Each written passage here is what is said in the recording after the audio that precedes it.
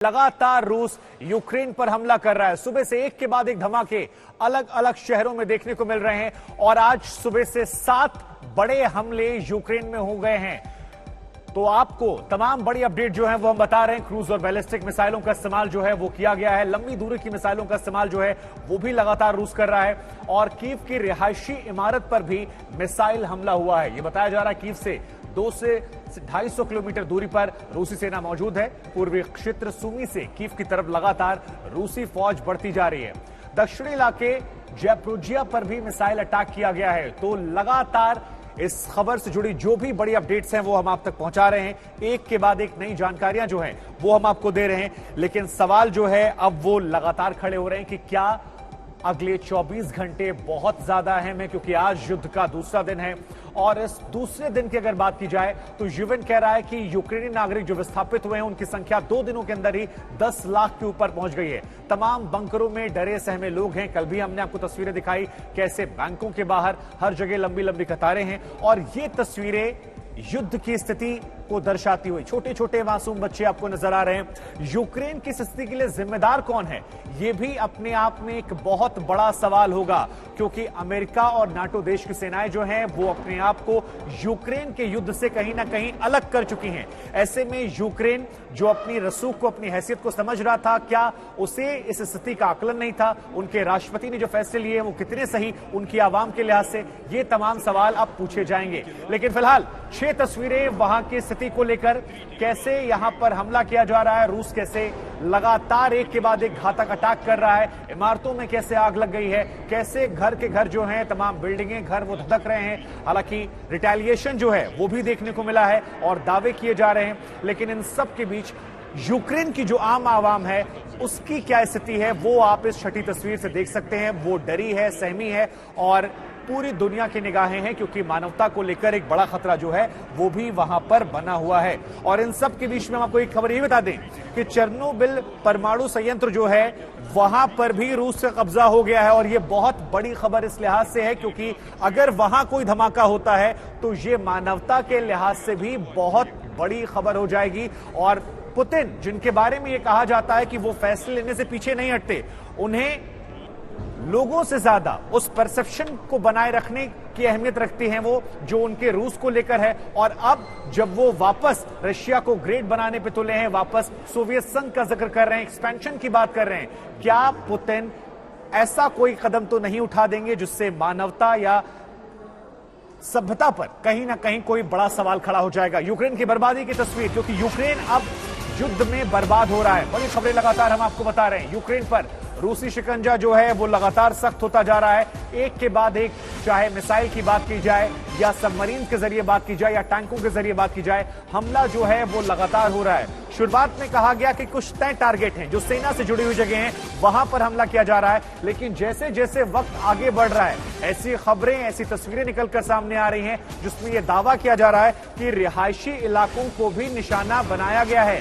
Kyiv के आसपास जो एयरबेस है वो उनके कब्जे में आ गया है। तो कुल मिलाकर यह स्थिति जो है बहुत ज्यादा गंभीर होती जा रही है और अगले 24 घंटे बहुत ज्यादा अहम हो जाते हैं। राजीव डोगरा सर हमारे साथ बने हुए लगातार। सर, आपके पास में नहीं आ पाए थे, इसलिए शुरुआत में आपसे करूंगा।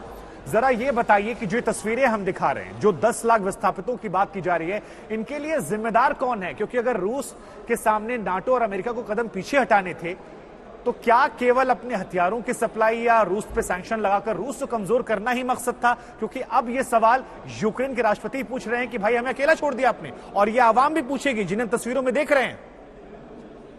आपने बहुत अच्छे संकेत दिए यूक्रेन की प्रेजेंट कंडीशन के बारे में, पर एक क्लैरिफिकेशन मैं देना चाहता हूं। मैं रक्षा विशेषज्ञ नहीं हूं, मैं डिप्लोमेट जरूर था और डिप्लोमेसी में अभी भी इंटरेस्ट रखता हूं।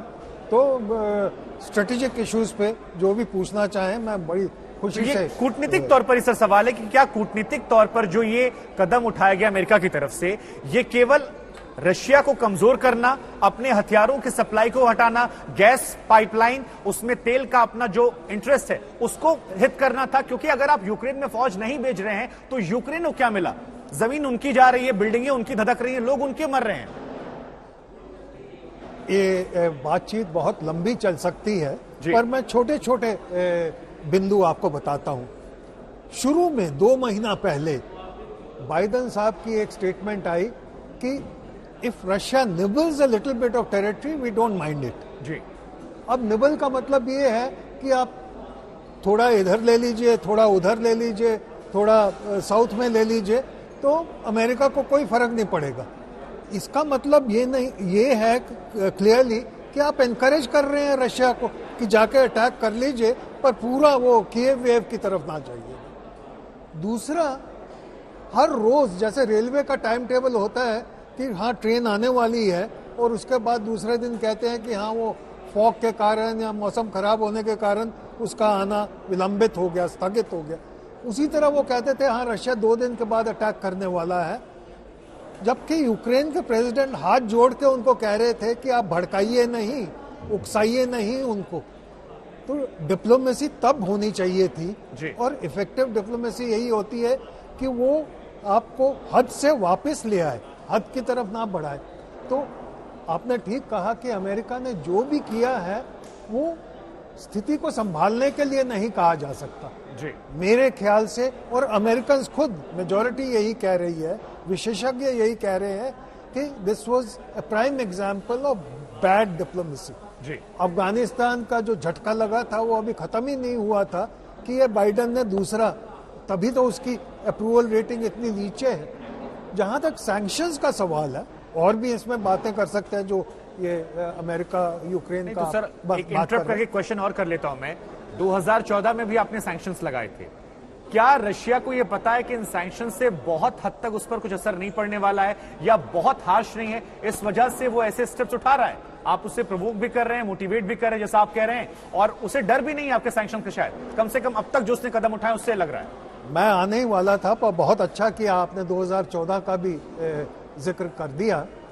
2014 के बाद क्या हुआ? जो सैंक्शंस लगाए अमेरिका ने, उसका एक डायरेक्ट रिजल्ट ये हुआ कि रूस और चीन का जो 45-50 बिलियन डॉलर का तब तक व्यापार था, ट्रेड थी, वो बढ़कर आज 145 बिलियन डॉलर हो गई है।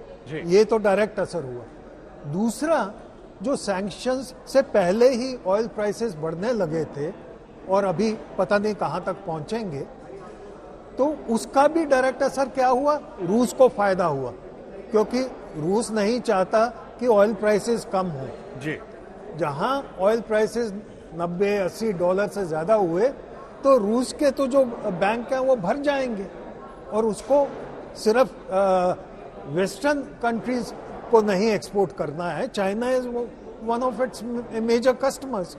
सो इस सैंक्शन से रूस को ज्यादा असर नहीं होने वाला। और अभी भी खबर आ रही है कि जो स्विफ्ट से अमेरिका रूस को निकालना चाहता है, उसमें इटली और जर्मनी अपोज कर रहे हैं। जी। वो कह रहे हैं ऐसी स्टेप्स ना लीजिए जिन पे हमारा भी नुकसान हो। तीसरी बात जिसका आपने इशारा किया जी, कि अमेरिका क्यों इतना इंटरेस्टेड है कि नॉर्थ स्ट्रीम जो पाइपलाइन है जी, रूस और जर्मनी के बीच में, जिसका नंबर 2 अभी इनॉग्रेट होना था जी, उसको बंद करने के लिए अमेरिका क्यों उत्सुक है? क्योंकि अमेरिका चाहता है कि ऑयल और गैस जिसमें वो सरप्लस है वो जर्मनी खरीदे, पर ये नहीं बताना चाहता कि ट्रांसपोर्ट कॉस्ट में ही जर्मनी को मार पड़ जाएगी ऑयल और गैस की, क्योंकि रशिया से जो पाइपलाइन से आ रहा है वो काफी सस्ता है।